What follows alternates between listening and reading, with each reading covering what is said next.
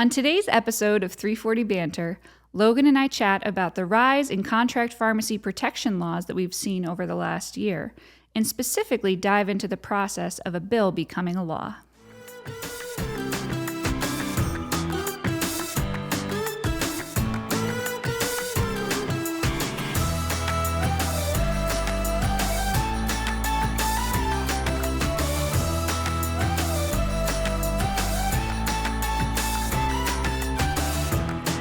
So this year's been a big year for state laws protecting against contract pharmacy restrictions, manufacturer actions. I have learned so much from you in the last couple months just talking about the process of, the introduction of a bill, how that moves through to actually become a law, and then the differences amongst the states. And I think that would be a great thing for us to focus on today because that's not an area that I've really delved into in the past. And as our expert on manufacturer restrictions, you're kind of having to do it I've had to learn while we go, yes. So I think a good place to start is really talking about what that bill process looks like. And it's very similar to what we'd see in the federal landscape. But in most states, what we'd see is that a bill is going to be introduced, and it can be introduced in the House or the Senate. Sometimes those are called different things in the states. And some states call their version of the House the Assembly or the House of Delegates. So it really looks different, but I know sometimes it's caught me off guard when you say like it goes through both houses, and I'm like, well, one's a house, one's a Senate, and I know now that like that's how you refer to it, but that catches me sometimes too. Another term you'll see is cameral, and that means it's a chamber. So there's two chambers in most of our states. We do have one that's a little odd. Nebraska only has one legislative chamber. What are they? Is it the Senate? Is it the House? What do they call it? That I'm not sure of. Okay. It might just be called the legislation or legislature, but they only have the one. So most everyone else has 5 representatives. Okay. Because you have 1 congressman, 2 senators, a state representative, and a state senator, or some variation in terms. But basically, in either chamber, you can a legislator can introduce a bill. Once that bill gets introduced, it's referred to a committee. So that really looks different depending on what that bill looks like and where they think that fits best. Do all the states have the same committees, types of committees? No, they're very different, and they can even differ from legislative session to legislative session. Some of that's left up to the leadership in the legislature. So I know Ohio previously only had a health committee. Now they've got 2 committees that focus on health issues. So they focus on different sides of health. Gotcha. But once that bill's introduced, it goes to the committee. So that's where it will get hearings. And those hearings can be from the legislators that are sponsoring or supporting the bill, but it can also be from the public. So we've seen here recently a lot of health centers and other covered entities going to the state legislators and test legislation. There's a lot of words there. I know, I'm sorry. To the legislatures and testifying for bills. So who are they testifying in front of? Or that's a great question. Speaking to? Because you're not, it's really intimidating, and you're not speaking to the entire legislature at once. You're going to speak to the committee. So generally, you're going to speak to 5 people, maybe 10, but it's a pretty small number. There'll be people coming in and out. That's a little new if you're not used to it, because they have different committees they're on, and they're going to vote, and they're coming back. So they may get up and down, and it takes a little bit of getting used to. Are they consistently like the same positions in government that would be in that group that you'd be testifying to? Or is it, again, kind of dependent on the topic in the state? I think it's dependent on how the committee's set up. So the different states can set it up differently, and most of the time the leadership in both parties will pick who they want on a committee, much like our Congress does. So once you get through a committee, the committee has to vote to adopt it and to move it forward, or to just not move the bill out of committee. If it gets that favorable vote in the committee, then it can move on to that full chamber.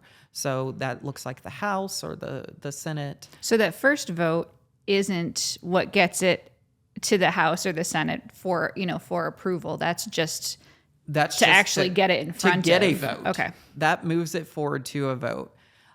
So then say you get it moves to your House and you get a vote in the positive. Then it's going to flip to the other chamber and you're going to go through the same process. It's going to go to a committee. It may be a different committee than it was in the House. So a bill I worked on previously, it was House Health, but then when it flipped to the Senate, it went to Senate Finance. So sometimes that doesn't make sense, but it's going to get assigned to a committee. It's going to go through that, look for that favorable vote in the committee, and then move to that chamber. Does it get amended often when it goes to the second committee? It can. Okay. So any bill that gets amended by the second chamber then has to go to what they call a conference committee. And that has members from both chambers. They get together and they talk through the bill and they come to a consensus. And then once either the bill passes as it was originally passed in the first chamber, or you get through conference committee, it can go to the governor. That's where some different things can happen. Depends on your state. So at this point, it's been passed by both the House and the Senate, or was it Nebraska's single legislature? Yep. And then it goes, like Congress, it has to go to the executive to sign it into law. So in any state, the governor can sign it to make it law, or they can veto it and send it back to the legislature. And then there's a process to override a veto that can differ by the state.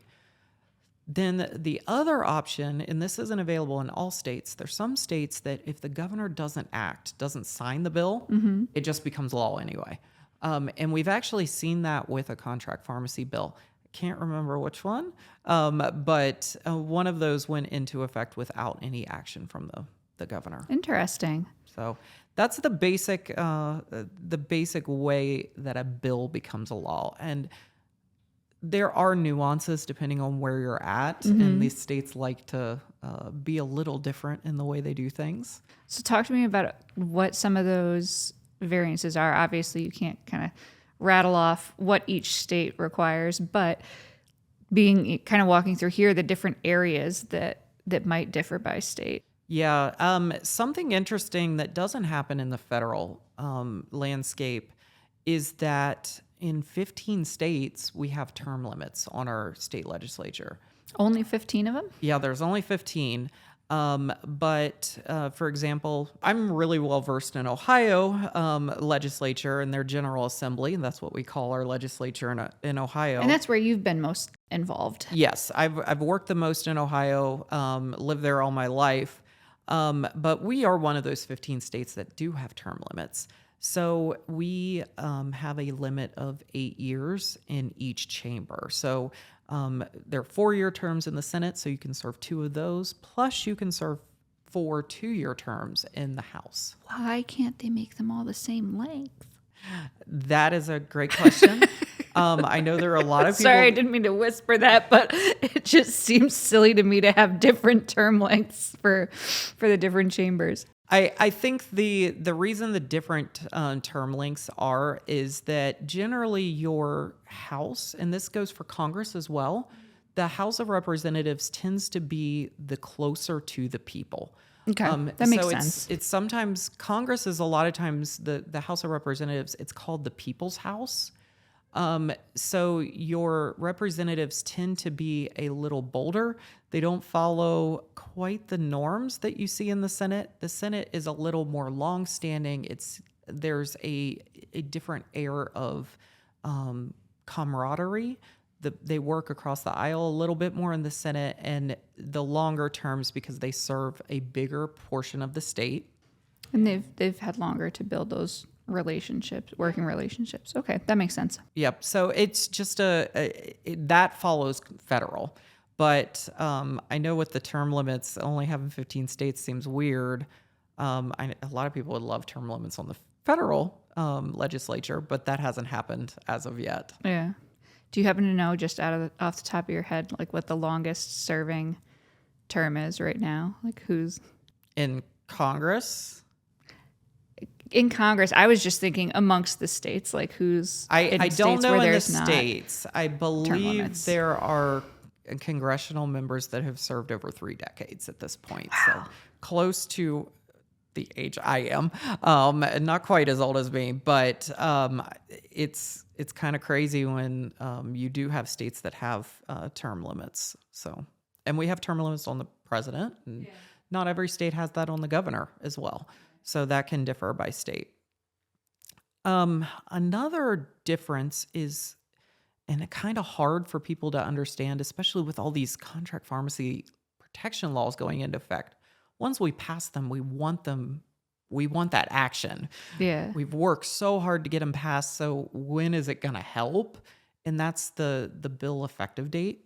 That has been probably the most challenging for me to grasp, and kind of delving into each state's policy here, because I'm trying to figure out, when the manufacturers do acknowledge that effective or that law, is it as of the effective date of the law? Is it an arbitrary date that the manufacturer is picking? Just trying to kind of validate for our clients and make sure that we have all the information. Well, and you also want to know when the law is actually in effect in case we want to pursue any enforcement. If we want to go to whoever the enforcement mechanism is and ask them to enforce a non-compliant manufacturer.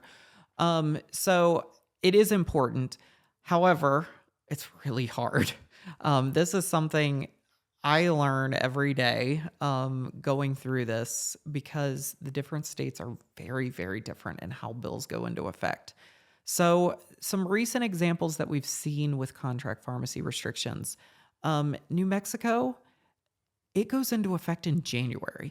So they really their laws go into effect the January, and I believe we looked up that it's even numbered years that when those go into effect, that's a really long time. Yeah. I mean, that's especially if you pass a law early in an even numbered year, and you have to wait, almost 2 full years for that to then go into effect. So we're seeing like this, we're going to have to wait 7-8 months to see.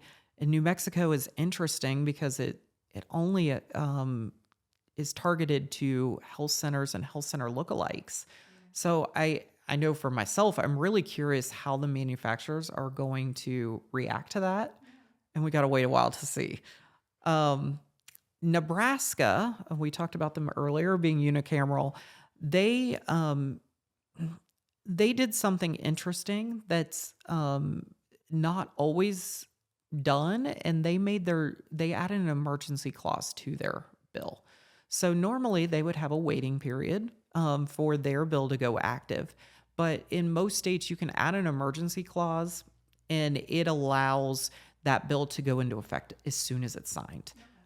So that was great for the Nebraska covered entities, because they don't have to wait 3, 4, 6 months for a bill to go into effect.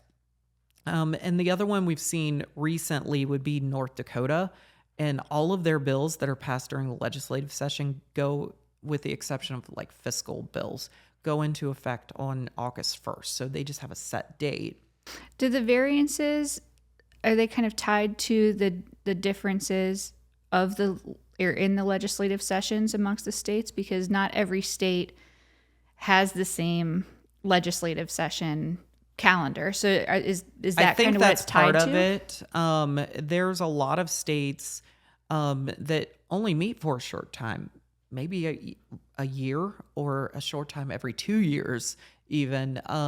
So I think that's a lot of it, that they have set dates. Like in Ohio, we don't have set dates because we have a full-time legislature.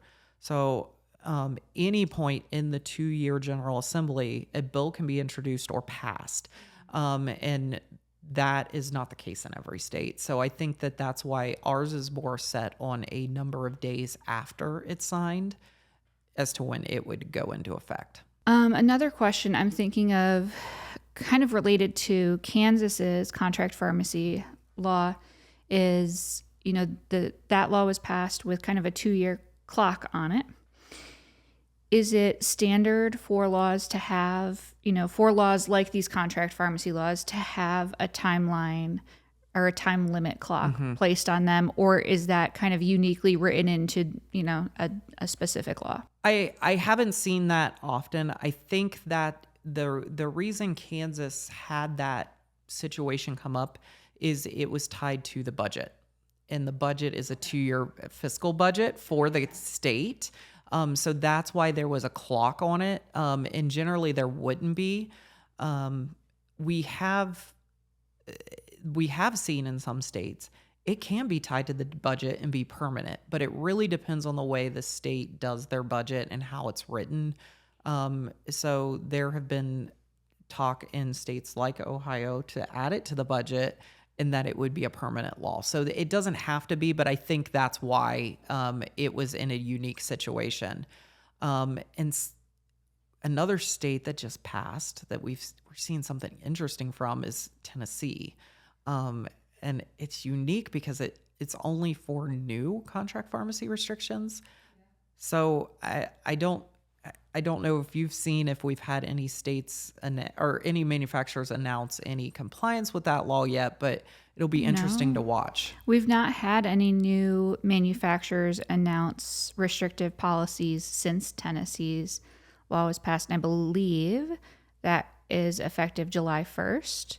So anything that the law is effective, July 1st. And at the point of recording, we're not there yet. Yep. And the effective date for the restrictions that it would apply to would be anything that occurs after July 1st. And, until we see new manufacturers with restrictions after that date, or, the one that I'm less clear on is if an existing manufacturer chooses to change or impose a different restriction, if that's, prevented or covered under the law as well. So in that case, it would be like a manufacturer that currently allows a designation, but if they add data submission requirements to that designation, does that violate the law? I'm not clear on that. And I don't think anyone I've talked to is really clear on it, because it is such a unique bill that we haven't seen yet. And I think that that's a really great point about why the state work is so important, is because it's such a small number of people that can make an impact. Mm-hmm. And the state legislature is so well connected with the constituency that you can make a lot of change really fast. So it's important that you remain engaged, even if you're not following it as closely as I might. It's important that you know what is going on so you can avoid any, because things can happen so fast, you could get something you don't want to see happen really fast. And we've seen some troubling stuff with some states wanting to impose restrictions on covered entities. So we're keeping really close eye on that. The transparency laws, we're all for transparency, but we want it to be done correctly. So those are something you just definitely want to keep an eye on. Not all state laws are going to be in your favor. So just remaining vigilant and following resources on from your state PCA or your your hospital association are great resources. So I know sometimes at the federal level, things will get tacked onto a bill or a law right before it gets signed last minute. There are a lot of last minute changes. Do we see similar last minute changes to laws at the state level as well? Things kind of get snuck in at the last minute? Yeah, it is possible. Depending on how the state operates, it's definitely possible to see those last minute add-ons. I think it's probably less so at the state level because there's so many bills that go through. In Congress, there's a very small amount of bills that actually progress through the process. But at the state level, you'll see a lot more bills go through, and you'll see a lot more what I refer to as clean bills that don't They're not being used as vehicles for other things. Yeah, that's a whole lot less likely at the state levels. And something interesting that does happen in some states is that the governor may also have line item veto power. So that is not allowed at the federal level. The Supreme Court has ruled that the president doesn't have that ability. In some states, the governor can veto a specific line in a bill instead of vetoing the whole bill. And they would make the decision then to just pass the rest of it. That doesn't get bumped back down to House and Senate for approval? In the states that allow that, everything but that line passes, which can create a lot of the devil is in the details of how these bills are written. Yeah. If you change, even just take out 3 words in a bill, it could change the whole meaning. So it's really important that you have that education period. And when we're working on a bill, a lot of times we think about the legislature. It's sometimes good to, depending on your state, to loop in the governor's office as well on what your priorities are and why it's so important. So around kind of that point, I think it was almost a year ago at this point, was it Virginia's contract pharmacy bill that had made it all the way through, and then the governor vetoed it at the last minute? I think that's the only one we've seen that happen with so far. I believe so. We've seen governors not sign bills and they go into effect, but I think Virginia was the only one we've seen that's been vetoed. And Virginia was kind of weird, and I'm trying to remember off the top of my head for some putting of the you on details. the spot. But Virginia had some interesting, I wanted to say it was a temporary bill anyway, so it was going to be a little more like unique. Kansas? Yeah. Okay. But I don't remember off the top of my head. So if a governor does veto a bill, is it automatically dead in the water? Does it go back down, through the original committee, or does it go just down to the second committee? Kind of where does it fall back if the governor does veto it? Back, it's not dead in the water necessarily. When it goes back to the leadership of whichever chamber started the bill. So when you get assigned a bill number in most states, it's going to be House Bill blah blah blah, or HB and a number, SB or SB. So when you go to do a veto override, if that's the desire of the legislature, it would go back. If it was a House bill, it would go to House leadership to bring to the floor for a vote. And vetoes are tricky things, and there's a lot of political discussion there. And when the legislature's deciding what is worth overriding a veto, because is it worth spending the political capital on? That's it. Yeah. Yep. You don't want to upset the governor if you are going to lose out later. So it's sometimes a tricky dance on what the optics look like. Well, this has been super helpful, Logan. Thank you so much. Thank you.